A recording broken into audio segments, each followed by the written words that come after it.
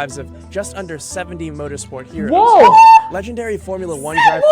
Is the way he said just 17. Again to my channel, and today I'm going to be reacting to why this German racetrack is actually the most dangerous in the world. That is actually most dangerous. There's a German road that have no speed limit. I'm guessing, is this the road? I don't know. Let's find out. Okay. Okay. Whoa, it just crashed. The Nürburgring. If you've spent any time reading about cars, you've probably heard the term. What is it? It's a merciless 13-mile track with terrifying twists, turns, and dips. Wow. And arguably the most dangerous race course in the world. Whoa. Oh but my it's God. become a sort of holy destination for drivers, professional and amateur, who make the pilgrimage to the small town of Nürburgring, Germany. Since its construction in 1927, the ring has tragically claimed the lives of just under 70 motorsport heroes. Whoa! Legendary Formula One driver. Is the way he said just 17. Bruv. Just 70. And I'm like, And people, you feel like the House of Men, if you know House of Men, that's people, the motorcycle bike stuff.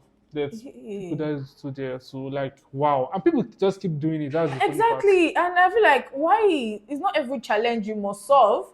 70.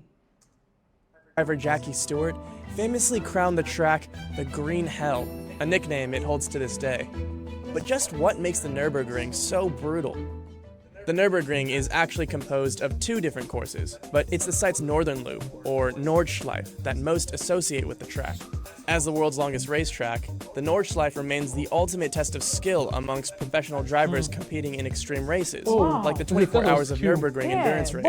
Is that A closer necessary? look at the track reveals three things that make it such a challenge, even for the most Kind of skilled drivers. Like, after they save you, like, okay, I've actually raced on serious travel. Oh, I mean, I feel like if somebody actually gets this right and comes out alive, of course. yeah, if you tell you like, okay, I've Then raced somewhere, they'll be I've like, raced okay, somewhere. yes, this is a skilled driver. But Yeah. what if he dies like 7? But actually, driving alone is a risky stuff. So Exactly. yeah.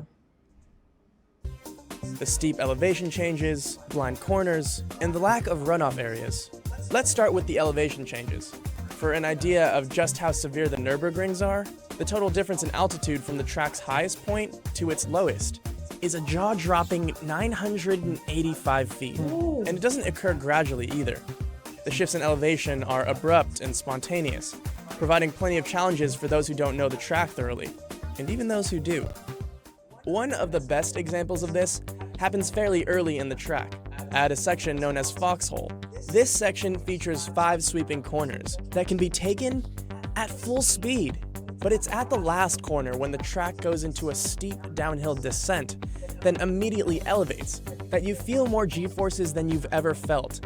To better understand what driving through it is like, we caught up with someone who circles the ring over 1,000 times every year. 1,000 times. Misha That Shruden means is a he's race car just- driver, course instructor, and YouTuber who knows every inch of the track like the back of his hand. He's even managed to guide a driver around it while completely blindfolded. Whoa! Right curve and continue going 1,000 times straight. paid off. The track into the small white side ahead, we follow 3. Brakes.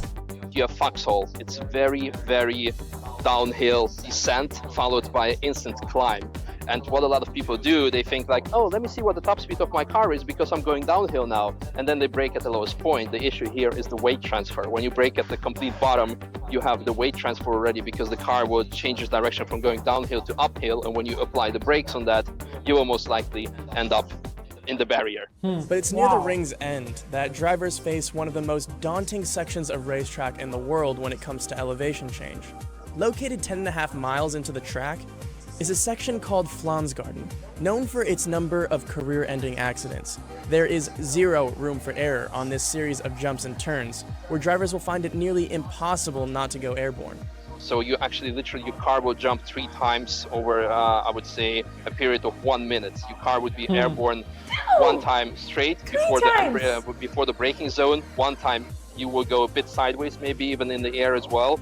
And 1 time you would be going over 120 miles per hour over a slight bump while changing direction. So when you have a mistake there, it will usually end up in a very, let's say, track closure. People will have to close the track, how bad of an accident it's going to be.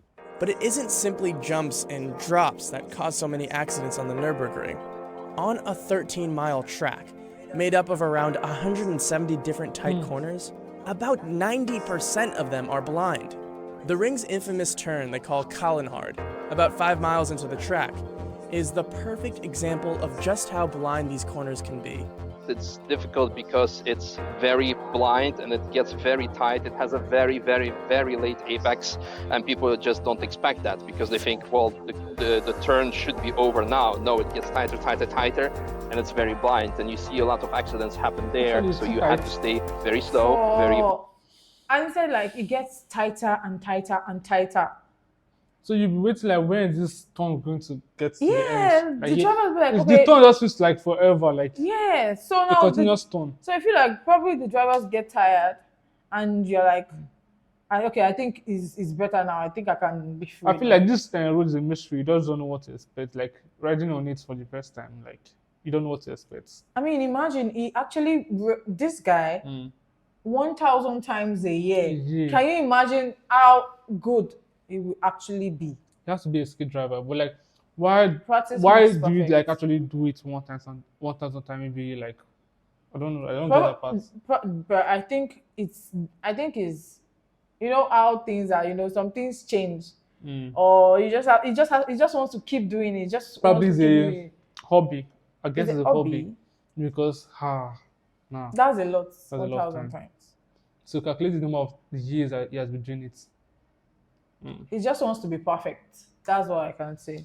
Watch on the Ashton is a good outside, driver. slow feet, Somebody fast said he hands, did it blindfolded. and get it right. And this Yeah, is so something that what could people really mess up. So this is, I would say, in terms of the blind corner, Kallenhard is definitely one of the most challenging ones. It's also the lack of sufficient runoff areas that separates the Nürburgring from the rest of the world's professional racetracks. While most courses feature plenty of zones for out-of-control vehicles to safely depart from the track, less than a handful of corners at the Nürburgring have what could even be considered runoff areas. For the majority of the course, drivers will find that there is less than a meter separating the track from the barriers. This means that even the slightest mistakes can result in cars smashing into the walls. But as intimidating a track like the Green Hell can be, Misha has a few simple words of advice for those everyday drivers looking to tackle the ring for the very first time. I always say you cannot impress here anyone after 93 years of history, but you can make everybody laugh. So make sure to be the person that does not make us laugh after ending up on YouTube for some bad crash video. Wow. Wow. That's a good advice. That's a very lovely advice. For me, I think why this road is more risky because there's less runoff area. Because if there's a large runoff area like Formula 1 or what's this race game again? This race sport, like have a large runoff area, there'll be less acid. At least you know you run up to the area and where stop, it's safe. and there'll not be less crash. But like seeing the runoff area, like you just pump into it and your wish is already on the top of your Like screen. it's gone. Like that's so messy. Like it's gone. I think that's why it's actually called the most dangerous in the world. For real, like. And 70 people. I think it was created in 1962 or what they said right here.